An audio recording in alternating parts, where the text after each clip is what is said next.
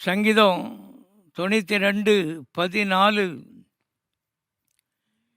சங்கீதம் 92 14 இப்படி சொல்லுகிறது: கர்த்தர் உத்தமர் என்றும் என் கன்மலையாகிய அவரிடத்தில் அநீதி இல்லை என்றும் விளங்க பண்ணும்படி நீதிமான்கள் முதிர் வயதிலும் கனி தந்து புஷ்டியும் பசுமையுமாயிருப்பார்கள்.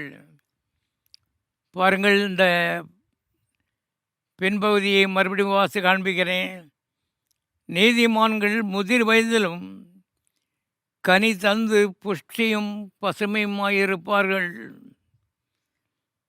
கர்த்தர் உத்தமர் என்றும் என் கன்மலையாகிய அவரிடத்தில் அநீதி இல்லை என்றும் விளங்க பண்ணும்படி அவர்கள் அவிதமாயிருப்பார்கள் என்று இந்த சங்கீதத்திலே வாசிக்கிறோம்.